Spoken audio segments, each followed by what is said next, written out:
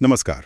आज हम बात करेंगे मायाशील वेंचर्स लिमिटेड की स्टॉक रिपोर्ट पर, थोड़ा गहराई से।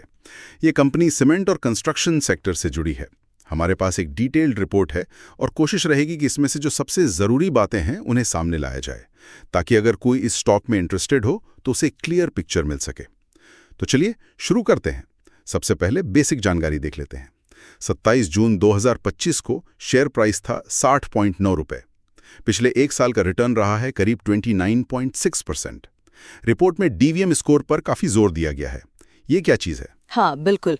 देखिए, डीवीएम जो है ये बेसिकली 3 चीजें देखता है। डी मतलब ड्यूरेबिलिटी यानी स्थायित्व, वी हो गया वैल्यूएशन मतलब मूल्यांकन, और एम है मोमेंटम यानी गति। ओके।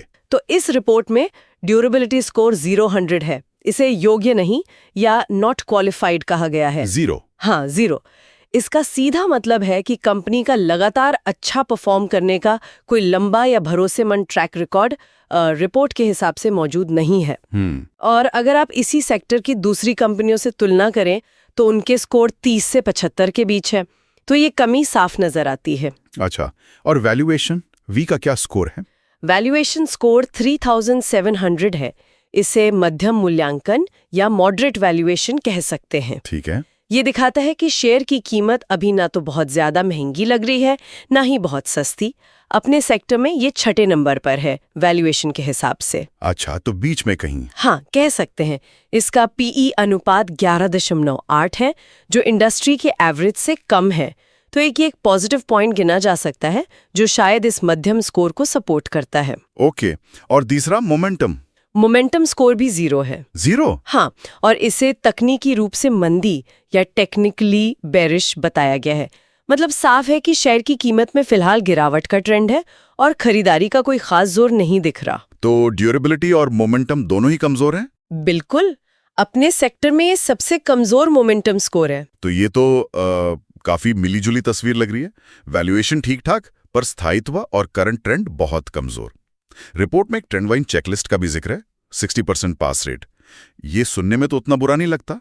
क्या ये कहानी को बैलेंस करता है? हाँ, 60% पास रेट पहली नजर में शायद ठीक लगे, लेकिन जब आप इसके अंदर जाते हैं तो कुछ चिंताएं और साफ हो जाती हैं।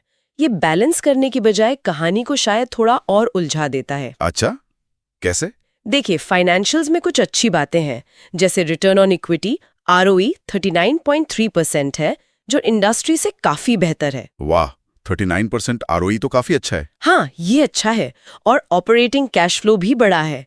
लेकिन चेकलिस्ट ये भी बताती है कि लगातार मुनाफा या बिक्री में बढ़ोतरी नहीं दिखी है, मतलब कंसिस्टेंसी की कमी है। और कर्ज भी देखिए, कर्ज भी ज्यादा है। डेट टू इक्विटी रेशियो 1.1 है, जो इंडस्ट्री एवरेज से ज्यादा है। और चेकलिस्ट की कम कर्ज वाली शर्त भी ये पूरी नहीं करता। नेट कैश फ्लो भी नेगेटिव है, -2.6। हाँ, ये जरूर है कि सालाना रेवेन्यू 31.2% और प्रॉफिट 74% बढ़ा है, पर चेकलिस्ट इसी ग्रोथ में लगातार कमी की तरफ इशारा कर रही है। तो मतलब एक साल में अच्छा उछाल आया, पर ट्रैक रिकॉर्ड कंसिस्टेंट नहीं है और कर्ज भी ज्यादा। ये तो वाकई विरोधाभासी है। बिल्कुल। और वैल्यू और मोमेंटम के लिहाज से भी चेकलिस्ट वही कहानी बताती है जो डीवीएम स्कोर में दिखी थी। वैल्यूएशन वाला हिस्सा अफोर्डेबिलिटी पास है, पर momentum, bullishness, moving average fail है। और ओनरशिप, क्या प्रमोटर्स या बड़े इंस्टीट्यूशंस कुछ कर रहे हैं? चेकलिस्ट के हिसाब से ओनरशिप के मामले में कोई पॉजिटिव सिग्नल नहीं है, ना संस्थागत निवेशकों की तरफ से, ना प्रमोटर्स की तरफ से। कोई ऐसी खरीदारी दिखी जो चेकलिस्ट के पैरामीटर पे खरी उतरे। सारे ओनरशिप चेक्स फेल हुए हैं। ये भी ध्यान देने वाली बात है। हाँ, और पीयर तुलना में देखें तो लंबी अवधि में रिटर्न इंडस्ट्री से बेहतर रहा है, जो अच्छी बात है। लेकिन हाल की बिक्री और मुनाफे की ग्रोथ इंडस्ट्री एवरेज से कम रही है। तो इन सब मिले जुले संकेतों के बीच हाल में कुछ और हुआ है क्या? रिपोर्ट में कुछ बल्क डील्स का जिक्र था शायद। हाँ, सही कहा आपने। 27 जून को 3 बड़ी बल्क खरीदारी हुई हैं, Mansi share and stock broking, Sinco stock vision और दिव्या द्वारा। बल्क डील्स मतलब बड़े प्लेयर्स ने काफी माल उठाया है। हाँ, बल्क डील्स का मतलब यही होता है कि बड़े इन्वेस्टर्स या ब्रोकर्स ने अच्छी खासी क्वांटिटी में शेयर्स खरीदे हैं। ये एक तरह से कुछ खास लोगों की दिलचस्पी दिखा सकता है। लेकिन ये सिर्फ खरीदारी की खबर है।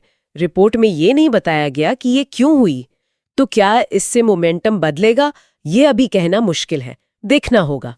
तो अगर हम इन सब बातों को समेटें, मायाशील वेंचर्स की क्या तस्वीर उभर कर आती है? देखिए, संक्षेप में कहें तो ये एक ऐसी कंपनी है जिसका हाल का मुनाफा और ROE काफी मजबूत दिखता है, जो पहली नजर में आकर्षक लग सकता है। हाँ, वो ROE तो वाकई अच्छा था। बिल्कुल, लेकिन कई अहम चिंताएं भी हैं, जैसे ड्यूरेबिलिटी स्कोर का ना होना, यानी ट्रैक रिकॉर्ड की कमी, मोमेंटम का बिल्कुल जीरो होना, इंडस्ट्री के मुकाबले कर्ज का ज्यादा होना और फाइनेंशियल स्टेबिलिटी में कमी, जैसा कि चेकलिस्ट ने भी हाईलाइट किया। और वैल्यूएशन मध्यम है। हाँ, वैल्यूएशन मध्यम है, पर वो इन बुनियादी कमजोरियों को छुपा नहीं पाता। हाल की बल्क खरीदारी एक इंटरेस्टिंग डेवलपमेंट जरूर है, पर वो फिलहाल इन चिंताओं को कम नहीं करती। तो कुल मिलाकर हालिया प्रदर्शन आकर्षक, वैल्यूएशन ठीक-ठाक, लेकिन नींव में स्थायित्व और गति की कमी है और कर्ज का बोझ भी है। मतलब सावधानी से देखने की जरूरत है। बिल्कुल, और यहाँ एक सोचने वाली बात ये भी उठती है, एक तरफ फाइनेंसिंग और इन्वेस्टिंग एक्टिविटी से नेगेटिव कैश फ्लो है, क्रमशः -8.6 और -6.2, और दूसरी तरफ ये हाल की बल्क खरीदारी। ये कनेक्शन क्या हो सकता है? क्या ये इस बात का संकेत है कि कंपनी शायद किसी बड़े कैपिटल एक्सपेंडिचर या कर्ज रिस्ट्रक्चरिंग जैसे फेज से गुजर रही है, जिसका फायदा आगे चलकर मिल सकता है, या फिर वो जो योग्य नहीं ड्यूरेबिलिटी रेटिंग है उसे ध्यान में रखते हुए क्या ये गतिविधियां कंपनी के रिस्क प्रोफाइल को और बढ़ा रही हैं? ये एक अहम सवाल है। हाँ, और इसका जवाब शायद इस रिपोर्ट से आगे की रिसर्च और एनालिसिस में ही मिलेगा। काफी कुछ जानने ये लायक पहेली है जिस पर निवेशकों को और गौर करना होगा।